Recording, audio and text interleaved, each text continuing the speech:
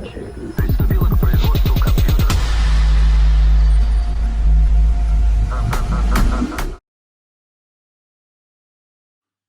today's video, I speak to Lee Tarbox.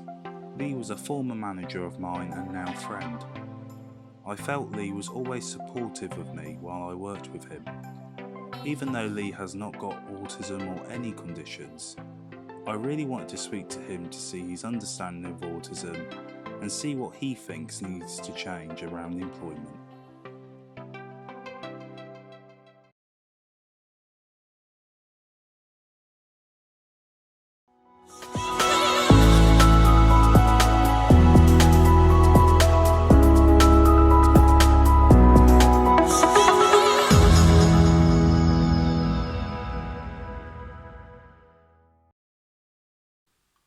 Hi guys, and welcome to another video of the MaxiAspie special series, the Autism Connection Series 2. And as you could see by the intro, I'm chatting to an ex-colleague of mine, but also a mentor and a friend of mine, my old manager, Lee Tarbox. So thank you, Lee, for obviously coming on to the second series of the Autism Connections. Obviously by the intro, everyone will know that I used to work with you, you're an ex-colleague of mine, you actually managed me at one point. And obviously still at that company now, but also do your own YouTube channel, which is Czech Engine. So I do. Anyone with car issues, he is the guy to check out. But I suppose I'll start off, and I'm starting off with all these questions, and it doesn't matter, just honest opinion, and honesty. No problem. What is your connection to autism? To be honest, really, working with you is the only real main connection that I've had. Nobody in my family has autism or anything like that. It's purely the experience I've had working with yourself, learning a lot more as I've gone along, and sort of just really as I come across anything that is of any interest, I read it and sort of just try and increase my learning a bit. But yeah, that's really my main connection. And I'd say before you met me, I suppose, and had the horrible journey of working with me. What was like your understanding to autism? Do you think before that? Did you hear about it a lot, or did you not? Did you hear about it but just not necessarily understand it a lot?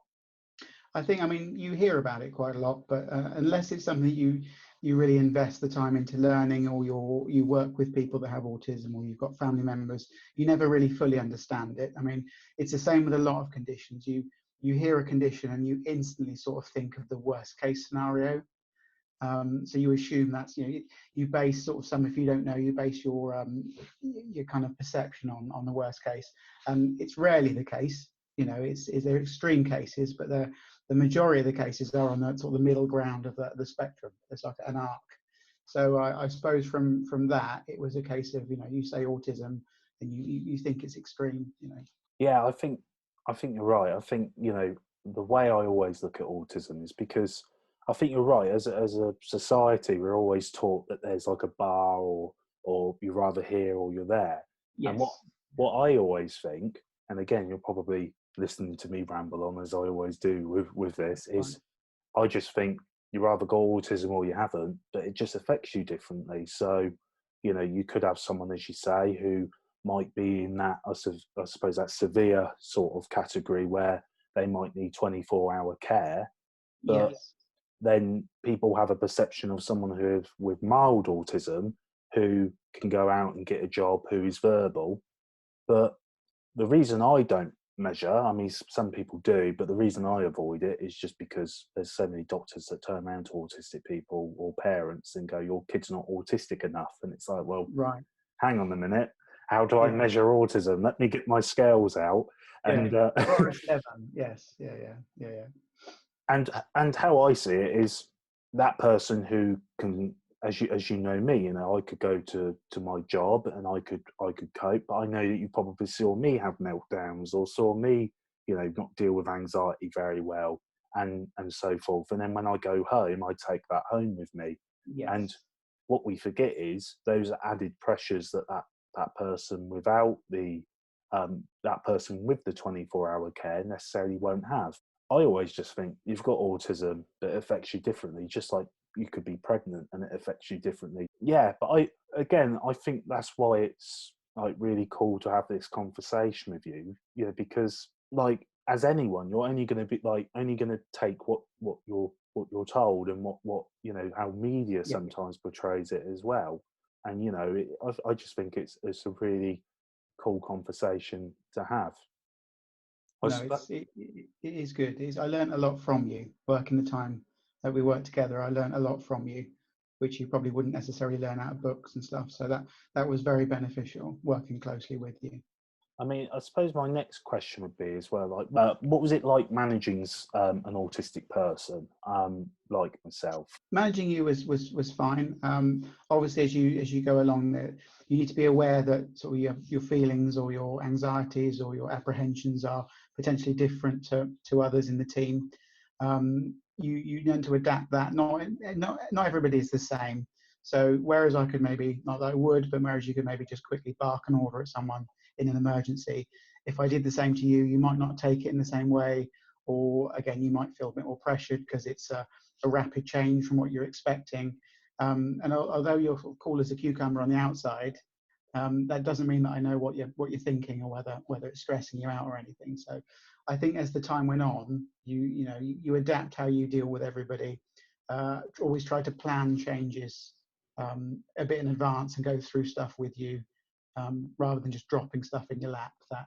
That kind of thing. So yeah, it's little tweaks, but just trying to be sort of more inclusive so everyone is working in the same way.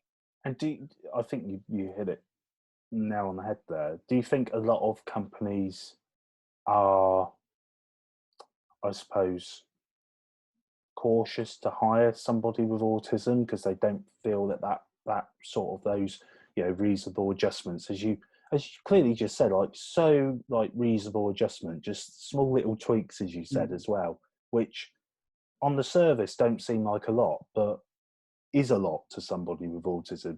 So, you know, do you feel that companies are, you know, cautious about hiring someone with autism because they think it'll be too much, quote unquote, work? Again, I can't. I mean, I can't speak for every company, but I mean, experiencing some of the companies as time goes on, you know, more recently, it's been less and less of a concern for them. I think. I mean, the awareness of autism and you know the great work that's being done and the understanding. I think more and more companies are willing to embrace and sort of you know bring people on board and give people opportunities and support them. I suppose if you probably go back 20 years, you wouldn't get probably anywhere near as much buy-in from companies. They're very much more regimented than not just autism, but sort of any kind of condition or a disability or anything like that. You always sort of seemed as a more of a secondary option rather than a primary option. I think in a lot of cases back then.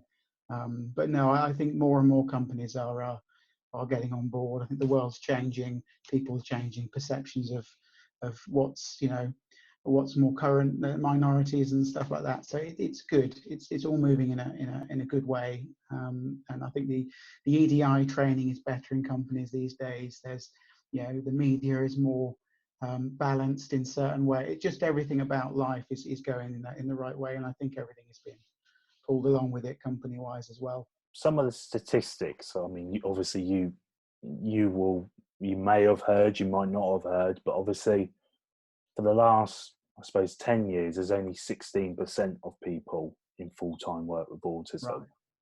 Again, it's not me saying, no, you're wrong, you know, because at the end of the day, it's again what companies and people are not gonna know, you know, because it's not told, you know, you got schemes out there like Access to Work, which I think the government should really push, which would help people get into work and help them in their day-to-day roles.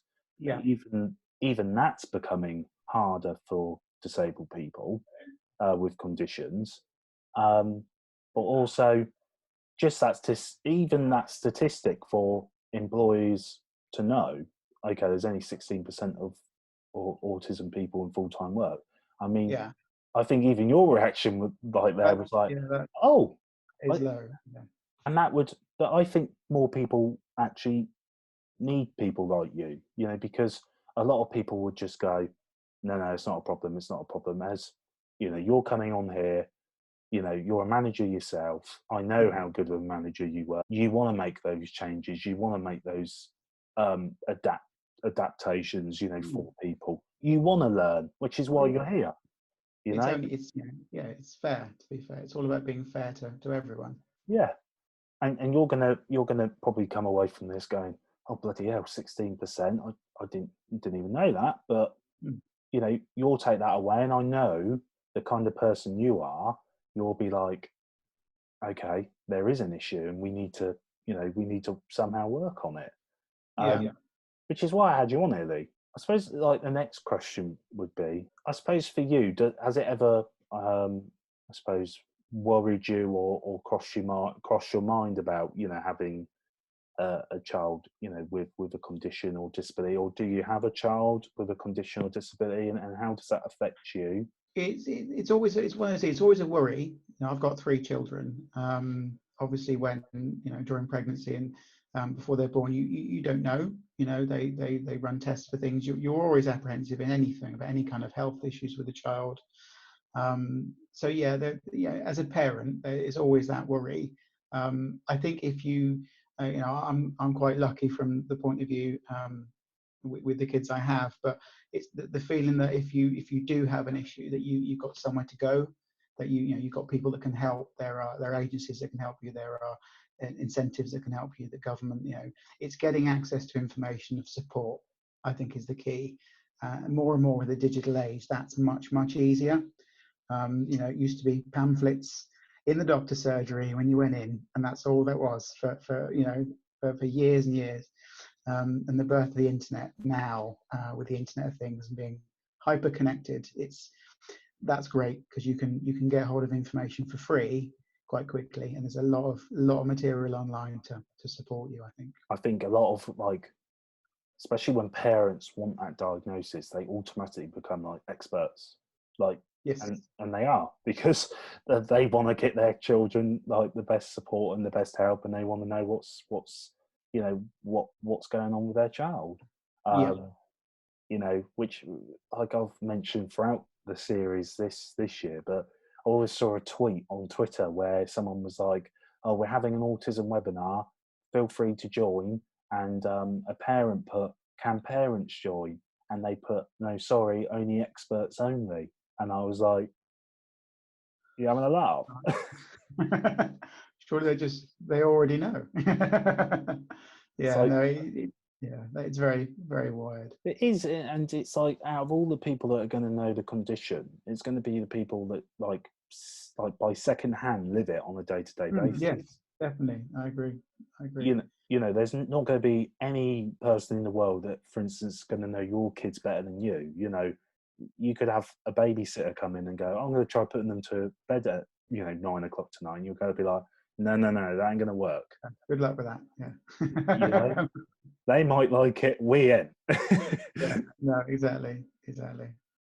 I think sometimes as well, it's also that the parents and carers don't quite get as much support as maybe they need. I mean, it's not just necessarily the person that has a condition. Everyone around them, like you say, lives it and breathes it in the same way, and it is hard. I can imagine it's a difficult one. Any kind of condition, it is stressful. It is stressful. Well, we forget, there's 800,000 people in the UK diagnosed with autism, but it does affect 2 million people, including the families and the parents and the carers of those people. I know you spoke about it a bit earlier, but like the perception of autism. So like when you was growing up, I mean, what was like the perception of autism like for you? And like I can envision you probably watching like the film called Rain Man, and probably going away. To be honest, you've hit the nail on the head. That is the very first thing and the only thing really I was doing about 10, and that was the only kind of anything I'd ever heard about autism. So yeah, that really was pretty much it. And as you've seen, how Tom Cruise deals with it from start to finish is a journey. And I suppose a lot of people's perception was from that film. It raised a lot of awareness. I know it won quite a lot of awards. So yeah, I think before then, I was young, but it wasn't something I'd ever heard of. To me at that point, disability meant you saw someone in a wheelchair. Like a lot of people with autism just sigh at the name of Rain Man now, because it's just like people expect me to be good at maths and I'm not. And people, The thing is, with films, they're of their time. yeah, So I think, if there was no awareness, mainstream awareness, and something like that comes out, it does sort of shunt everything to the forefront. But as time goes on, you finesse the expectations and you finesse the feelings and the fears, and the film doesn't. So yes, it's a bit like watching, like, 70s comedy. It's not appropriate in most ways. yeah, At the time, I'm sure it was hilarious, but you wouldn't watch a lot of it now. So yeah, I understand that you do have to roll with the changes. yeah. But I still stand by. I think it did a lot of good at the time. I think the only disservice of it is they probably watched the film, assumed that's all that autism is, and didn't want to learn from it. Yeah. In your experience of working in different companies since you've worked with me, how have they differed in their perception of you and um, their support of you? I think that's a really good question, actually. I never thought I'd get a question to myself, but I'm happy to answer it. I think sometimes you don't realise like what you've got. You sometimes think the grass is always going to be greener, and Right. unfortunately, it sometimes isn't. Without getting into too specific details, but I know, my time at the company that you are still at was very, Yeah. very fond of. Was there things that I didn't like and probably got sick of over the years? Yeah, more than likely. But I always look at my time there very valuable, and I learned a lot, and I think I met some great people. And I sometimes look at how I sort of was and how I am now, and sometimes think, well, yeah, I know that I was a hard worker, and I always wanted like the perfection, but Hmm. it added more stress to myself, and it probably, if anything, um, didn't help other people, because it stopped other people wanting to learn, and it stopped other people doing things as well. And I've learned from that sometimes to be a good team player, you need to step away and be able to, I suppose, let other people, drive the ship. Yeah. Otherwise, if you keep driving it, you're going to drive everyone mad. you know. And then I've gone other places where I thought, oh, that'd be a good idea for me to do. And my mental health and my physical health has Yeah. suffered because of the night shift sort of environment, Hmm. and the non-socialization. And I've then been at companies that have treated me really badly. And then the place I'm working at now, not just saying it because I am working there now, but I think honestly it's probably the best place I've ever worked. And I generally get up in the mornings now and can't wait to go to work. And I haven't had that since being working with you. No, that's nice. That's nice. It's rare as well. A lot of people don't, a lot of people work because they have to. They don't necessarily, they're good at it, but don't necessarily enjoy doing it. Loads of people do, but not everyone. I suppose my last question would be to yourself as well. Actually, I'll ask you two more questions, and then that's it. But I Okay. suppose, while you were growing up, what was school like for you? Do you feel that there might have been things about yourself that you feel maybe the education missed or didn't quite get or capture at the time? And did you feel supported in school and then later on in life in employment? I grew up in a tiny village in the middle of nowhere with a properly tiny primary school, which was lovely. It was pretty much 82 through to 90. So it was, old school village life. It wasn't a huge school. There wasn't really many problems there. It was quite a good school. older teachers, more traditional, old school, traditional school. So from that point of view, for primary, I have no worries. It was lovely. It really was. Secondary school was also good. You know, I didn't really have a problem with bullying or anything like that. I wasn't a cool kid, but I wasn't on the other end of the spectrum either. So I kind of just, you know, hid under my coat for 5 years in the middle section. But I will say, I mean, my spelling and my grammar aren't brilliant. And I would say at the time, it's much better, I'm sure now, but at the time there wasn't a huge amount of support. You know, for additional support, you know, you got an extra half an hour once a month to go through some worksheets unsupervised. You know, at the time it wasn't brilliant. And I suppose to a degree even now, not so bad with things like Grammarly and, you know, software that checks everything for you. And, you know, the digital age is not as bad as it was when I left school, when you had to handwrite everything and every letter was handwritten and every piece of paper had, you know, then all the spelling mistakes were there and all the grammar was there, and you know, it was embarrassing to a degree. You know, you got better and better. Now my spelling is terrible, but I just press a button and it's Shakespeare, so I like that, you know. But yeah, I would say my primary school years were great.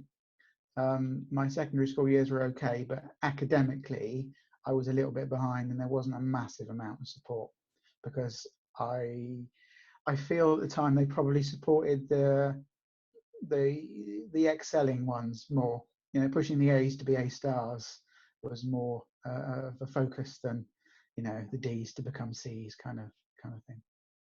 I think that's yeah. I always felt that when I went to the secondary school that had a special educational needs unit.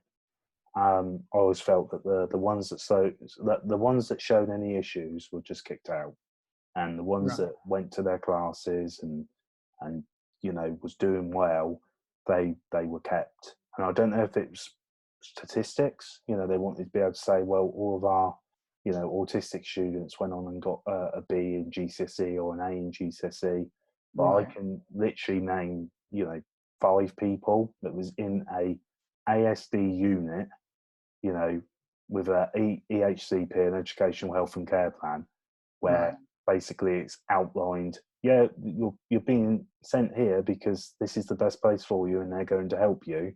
Okay. And for instance, my case, I was just kicked out of school because I was getting bullied and was scared to go into the classrooms.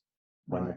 When a simple solution would have been, oh, let's change this person's class, you know, and put him in a different form so he's not in the same classrooms as these people that are bullying him.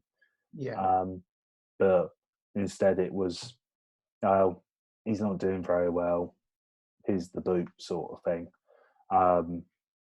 So yeah, I can totally understand where you're coming from there, and especially I think, you know, correct me if I'm wrong, but especially while you're at school as well, I suppose it was more put down to you just being, you know, stupid instead Yes. of, Yeah.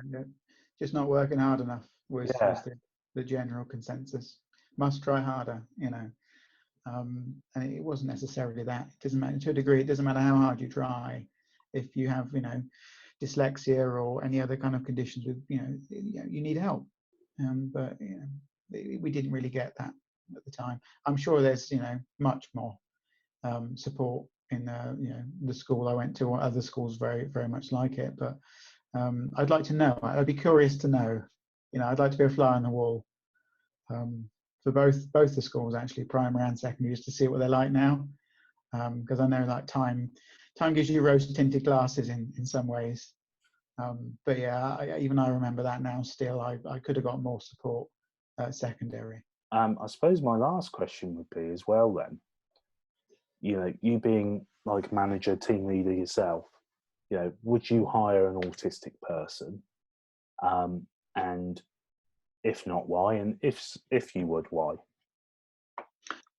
Yes, one, because of you, the ambassador. No, I think now I've worked with you, and you know how hard you work, your work ethic, everything about you, which is, you know, entirely plausible. It's your character anyway, regardless of whether you have any condition.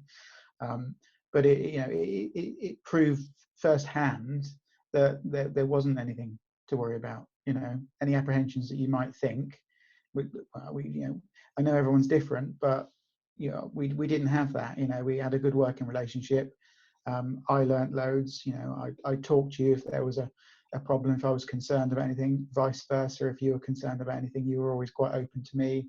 I think that's the key. If either party in a situation like that is nervous about speaking to the other one, it won't work. If you're in a company that's not supportive, you will close down.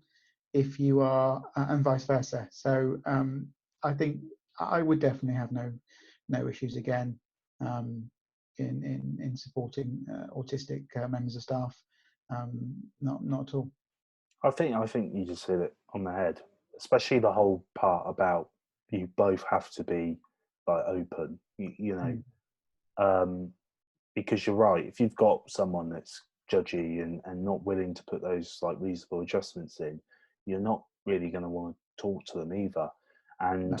if you feel uncomfortable as a manager as well to bring up certain situations, to an autistic person, and you feel like you can't be honest with them either, then it's going to be more hard for you to do your role as well. So it is about having that open communication, and I think that's what always made you a good manager and a good friend and a good mentor, because people did go to you, regardless of condition. I know people that went to you, who didn't have a condition, because you have got that good communication skills of just listening to somebody and being able to put something in place that will be able to support them, that will be able to help them.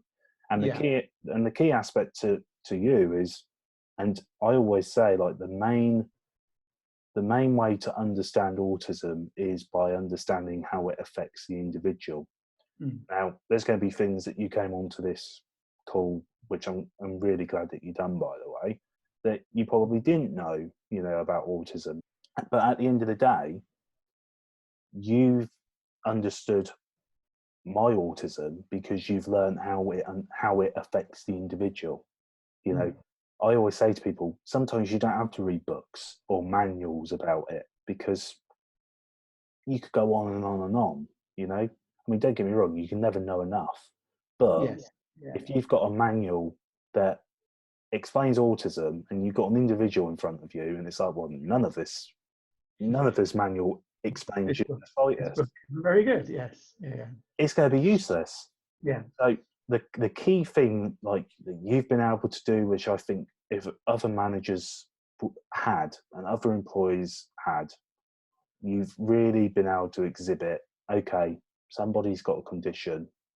It doesn't mean they can't do anything that someone else can't. That doesn't mean that we have to treat them this way or treat them that way. What it does mean is we support this person how they need to, but at first we need to understand how it affects this individual. And obviously I'm singing your praises, because for me, you've done all of that. Thank you very much. So I try. But that is all you can do, and if there was more people, more employers like you in the world, then I think it wouldn't be 16%. It'd be a lot higher. So all I can say is, thank you for coming on as well, and giving up your time. No problem. And obviously, to everyone, please check out Lee. He does really good car videos on his YouTube channel, Czech Engine. And I'd actually advise any people who are learning to drive, or autistic people that have cars that might have issues with their cars, to go over to Lee's channel, because, again, I find it really entertaining just following Lee's journey. My car-based adventures. Car-based adventures. But also, there are going to be tips that he can show you that even I've gone on and thought, oh, wow, I didn't know that. And I'll be able to do that with my car in the future.